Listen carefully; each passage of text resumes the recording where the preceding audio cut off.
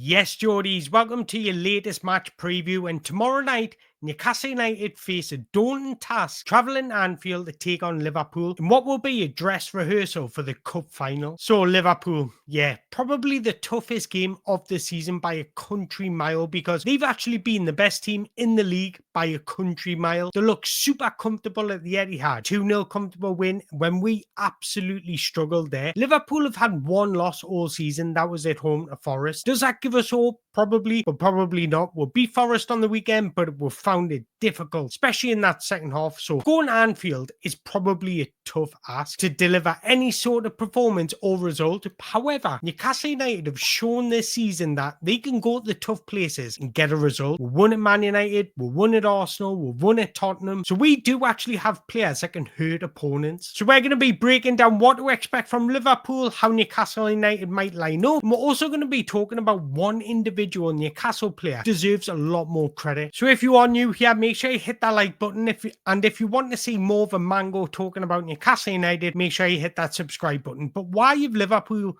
been so difficult to beat this season? One loss all season, which is absolutely remarkable. They've been the most efficient side in the Premier League. They kind of remind us of a German side of the early 2000s, just so efficient in everything they do. They're not too one-dimensional, and that's the key factor. They rotate between formations during the 90 minutes, and it's incredibly unpredictable. They have players interchanging, looking for ways to isolate the opponent's ability to instantly slow down the game and speed up in transitions. They're just a phenomenal football team. So this is a daunting task for Newcastle United, especially when we go to the Etihad and we're so passive in one of Manchester City's most vulnerable seasons. If we perform like that, Liverpool will have a field day. But the couple of things that we've got to be wary of: Liverpool are excellent in transitions. What they're so good at is picking out triggers and slowing the game down at right moments, as well as speeding it up in right moments. So you'll often see them slow it down when it's in their own half or just going into that middle third. When Gravenberch gets on the ball, he's quite passive in possession, but in an elegant way, and it's all for a purpose.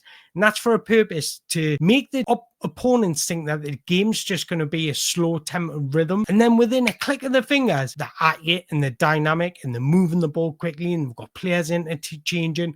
And that's why they're breaking down and creating so many chances, because they're so good at just speeding the game up in moments where you don't expect it. And I can't lie, I absolutely love watching Liverpool because I love what Arne Slot's done. He's continues Klopp's momentum, but changed it and tweaked it slightly. It's all about more control off the ball. They have more shape. It's not as pressing as it used to be, but on the ball, it's absolutely incredible. He's given the license to their attacking players to have more freedom, to be more interchangeable. We see Dominic Szoboszlai running in behind. We see Curtis Jones running in behind. Mohamed Salah using the width and coming inside. We see that on the left with Cody Gakpo or Luis Diaz coming inside and supporting the channels. So he's given them a lot more freedom than what Klopp did. And this is incredibly difficult to defend against. And that's why they're one of the highest scorers in the league, as well as creating the most chances in the league. We're seeing against City, Liverpool don't need an out-and-out striker. Now they have options. They can play Núñez, they can play Jota, who are those striker profiles, or they can play Szoboszlai there, who's excellent with his movement. What I love about Szoboszlai, he's always on the move, constantly running, being a nuisance in that final third. And this is something that we're just going to have to be wary of. Try and keep our shape so we don't get pulled out of position.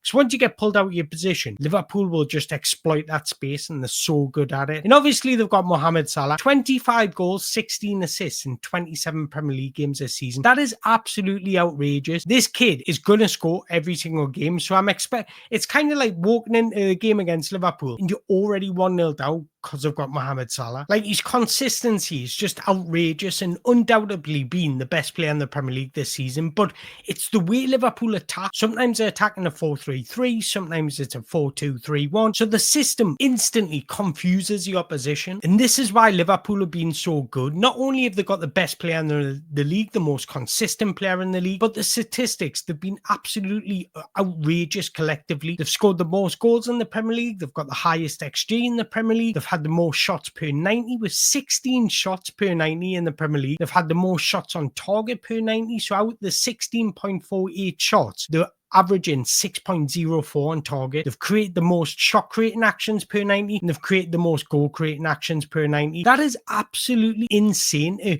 be top of the chart on all those. And even defensively, they're mixing it with the very best. They've conceded the second least amount of goals in the Premier League, only behind Arsenal. They've conceded the second least amount of shots on target in the Premier League, only behind Arsenal. So to summarise, Liverpool are excellent going forward and excellent defensively. There's no wonder why they're sitting handsomely at the top of the league. So look, going to Anfield, you've always got your work cut out. If it was at St. James's Park, I'd be making a different story, saying we could win this game, because I generally believe we can beat anybody at St. James's Park. But going to Anfield is daunting, and this had never been a happy hunting ground for Newcastle United. But it's going to be fascinating to see what Eddie Howe does. Does he play that system we played against Arsenal, where he played with 3 centre-backs that worked so well against Arsenal? Or does he keep that in his back pocket for the cup final and try and surprise Liverpool on the day? When Forest won at Liverpool, they didn't start Callum Hudson-Odoi. They start 2 more defensive wingers because they almost played the entire 90 minutes with a back 5. So I wonder if Eddie Howe's going to do something similar. It's going to be interesting to see what formation he does pick. Personally, I think he's going to go with a conventional 4-3-3, which he likes. And I think he's going to see how that goes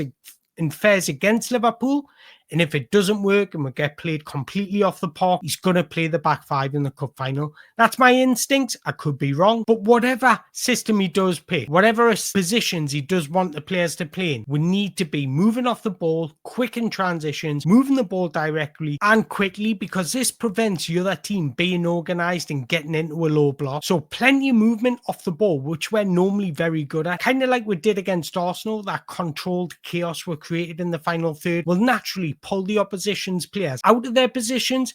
And that's when Newcastle United are at their best, because they're at their best when they've got space to roam into, where they've got space to exploit, because we've got a lot of pace in our team, but we're also very direct. So when we can create that space, that's when we're very dangerous. And this is why we look so good against Forest in the first half. We blew them away in like 11 minutes. That's because midfielders were running off the ball, Isak was using the channels, and Forest couldn't set into their shape. So we need to do something against Liverpool, because just being static against a defence like Konate, Virgil van Dijk, they're just going to eat up everything you throw at them. So you need to try and get them facing their own goal, try and get them running at their own nets, because that's exactly what they don't like. If you ask any centre-back in the Premier League what they hate coming up against, it's a striker that's willing to run in behind. And Alexander Isak is willing to run in behind. And speaking of Alexander Isak, he's actually got a good record against Liverpool. He's played them 5 times, scored 3 goals and provided 1 assist. That's quite good against this very sturdy and excellent Liverpool defence. So he's kind of had the beating of Virgil van Dijk already, and I think that's because he's got the pace, but he's also got the movement to trouble this backline. But in terms of selection, I do think, and I would like to see Lewis Miley start,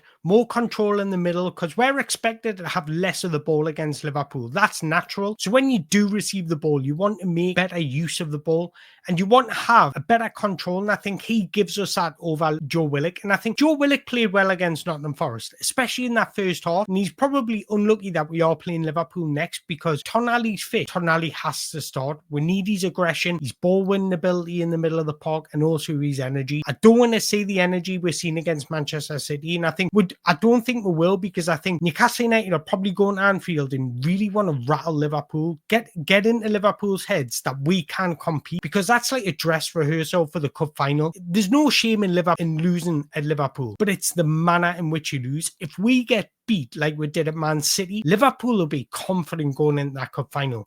Complacency might creep in, but I don't want to rely on that. I want to make Liverpool scared of us. And I think we've got the players to do it. We've got the energy to do it. We've got the intensity to do it. So it's going to be interesting, because this really is a make-up for the cup final. And I mentioned I wanted to speak about one Newcastle United player, and that player is Lewis Miley. I think this boy is just excellent. Newcastle's youngest ever player to feature in European competitions, and the youngest ever player to assist in the Premier League and the Champions League. The lad deserves more credit from the widestream media. They talk about Ethan Nwaneri, players like this, but Miley is just pure class. He kind of goes under the radar because he's not a forward. He does all the basics extremely well, and that's the biggest compliment I can give him. Unbelievable maturity. His composure on the ball, just for 18 years old, is outrageous. Always makes the right decisions, comfortable in tight spaces, confident on both feet, and has an expansive passing range. But I actually think the greatest asset Miley holds is his intelligence. His understanding on the ball and off the ball is incredible.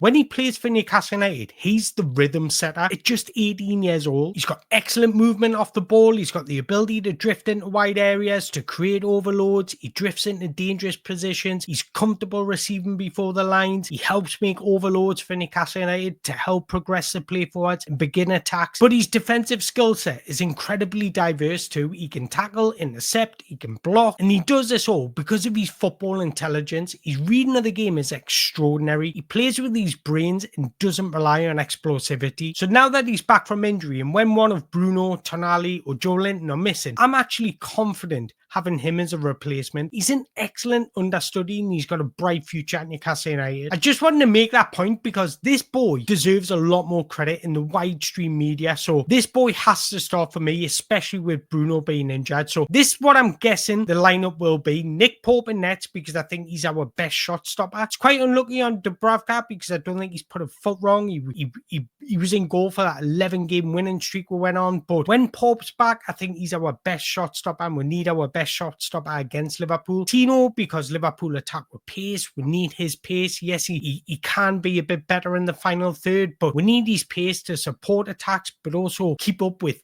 Liverpool's pacey wingers. Botman, obvious choice because I personally think he's our best centre-back. De Boer didn't have his greatest games against Nottingham Forest, but I do think he'll start this game. Lewis Hall has to play a big game tomorrow. He's got to keep Mohamed Salah quiet. Easier said than done. I do worry about Lewis Hall's positioning, although he's excellent on the ball and he's having an excellent season. He needs to make his positioning a lot better. Otherwise, Mohamed Salah will get the better of him. Tonali and Bruno have to play because Tonali's energy, aggression, dual winning ability. Same with Bruno. He's got underrated dual winning ability.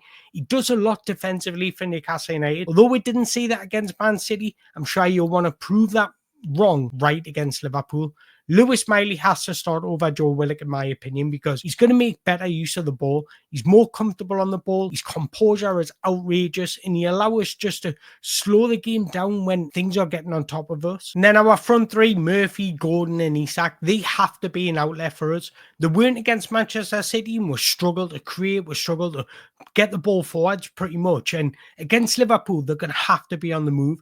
As soon as we receive the ball in the middle of the park, I want them spinning in behind because that's where you exploit the space. Because if you're passive in possession and play everything in front of Liverpool, their defenders are too good and just going to read everything and eat everything up. So we need to be moving their defenders out of their positions in order to create a little bit of chaos in the final third. And I think that's how you get the better of Liverpool. And that's what Nottingham Forest did when they were on the attack. So we need to play a similar game to what Nottingham Forest did. Are we going there as favourites? Absolutely not. Am I going there expecting to get beat? Absolutely. But do we have a chance of troubling Liverpool? Absolutely, because we've got the players that can punish and hurt anybody. But look, as long as we take the game to Liverpool at every opportunity, I'm optimistic because anything can happen in games like this. You can get an early penalty. Liverpool can get a red card. If we just get that extra little bit of luck, anything can happen. But I want to know your thoughts. What formation do you think Eddie Howe is going to set up in? But also, who would you start as in our 11? And also, I want to hear your predictions. Let me know your predictions in the comments below. But until after the game, until my review, thank you very much for watching. If you haven't already, make sure you hit the like button, hit that subscribe button. Until next time, away the lads.